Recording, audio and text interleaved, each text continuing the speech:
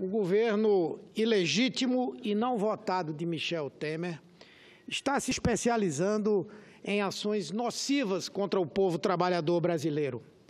É uma verdadeira máquina de produzir atos criminosos de lesa pátria. O que vemos hoje é praticamente uma dessas ações daninhas por dia.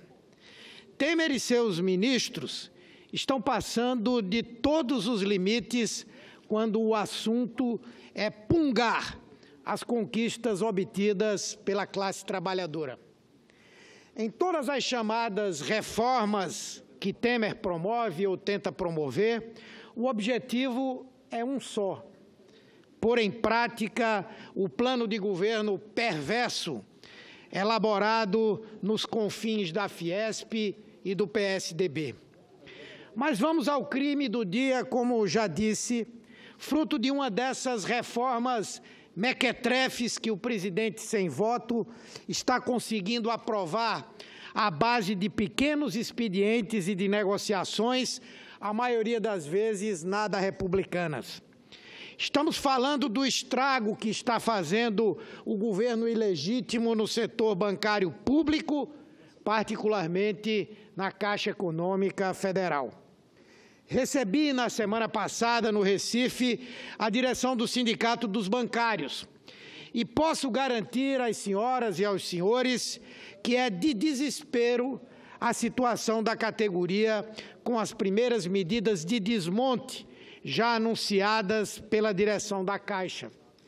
De cara, está confirmado o fechamento de 11 das 16 gerências de filiais do Fundo de Garantia por Tempo de Serviço, as GIFUG, uma medida que já começa atingindo mais de 1.200 trabalhadores, todos no Norte e Nordeste, ou seja, nas regiões mais pobres do país. Para variar, como é a tônica de todas as ações desse governo temerário. A capital do meu estado, o Recife, será um dos municípios mais afetados. Perderá 76 agências, contingente só superado por Campinas, em São Paulo, com 91 agências, Bauru, também em São Paulo, com 79, e Porto Alegre, que terá 78 agências a menos. Todos a partir de março do próximo ano. Obviamente, se nada for feito, se este governo ilegítimo não cair daqui para lá, que é o que todos nós desejamos. As alegações da Caixa, nas poucas vezes que as deu, com esclarecimentos curtos e pífios, seriam risíveis se não fossem irresponsavelmente trágicas. Os iluminados da atual gestão consideram essas ações, entre aspas, estratégicas e enganam ao garantir que não terão impacto na atuação do banco nos municípios. Conversa mole. É claro que haverá impacto, e um impacto grande e relevante. O trabalho atual será feito pela metade do pessoal que o faz hoje, e negar isto é mentir para esconder objetivos escusos, uma prática que tem se tornado regra de conduta do governo de Temer.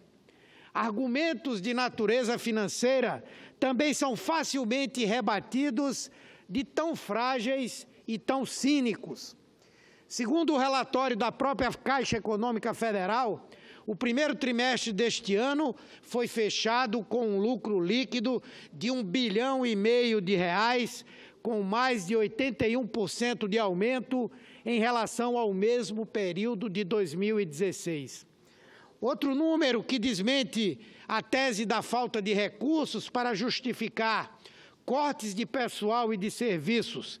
Os ativos do banco somaram 2,2 trilhões, dos quais um saldo de 505,8 bilhões é do FGTS.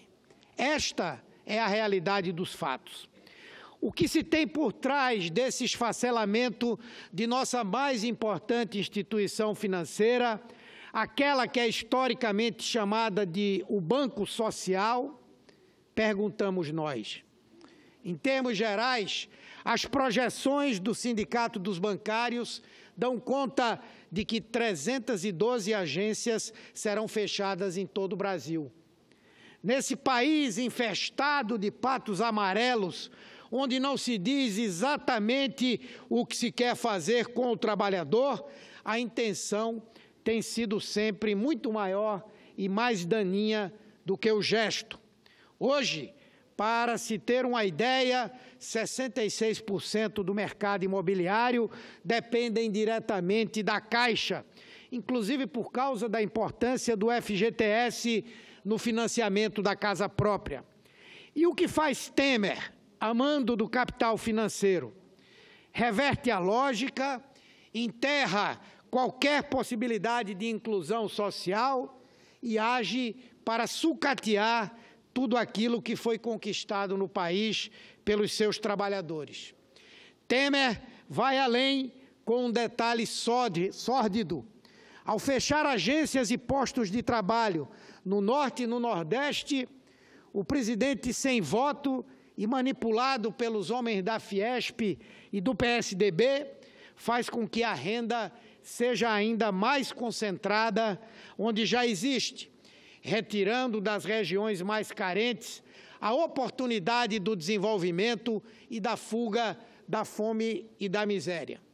Estamos ao lado dos bancários da Caixa Econômica, como estamos junto com todos os trabalhadores brasileiros, as maiores vítimas desse governo corrupto e irresponsável.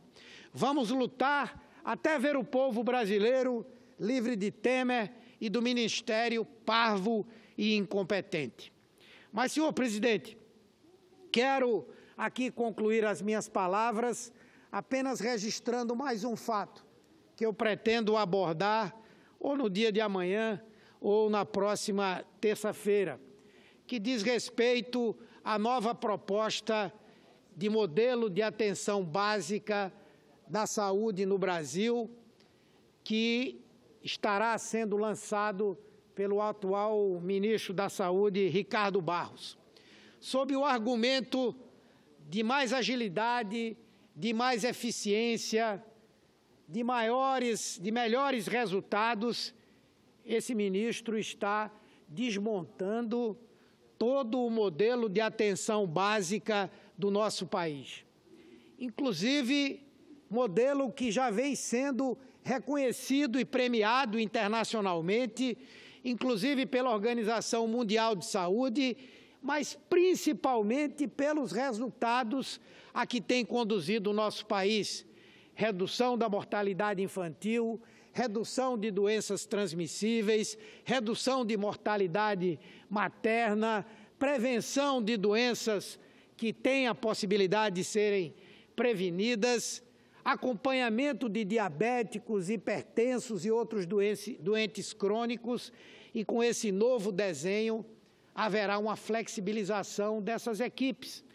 Os agentes comunitários de saúde, por exemplo, que desempenham um papel fundamental, que extrapola inclusive as ações na área de saúde, eles são hoje agentes importantes de denúncia contra o risco da exploração sexual de crianças e de adolescentes, de violência doméstica, de tantas outras ações fundamentais, deverão perder importância em número e também no ponto de vista do seu trabalho efetivo em termos da sua qualidade.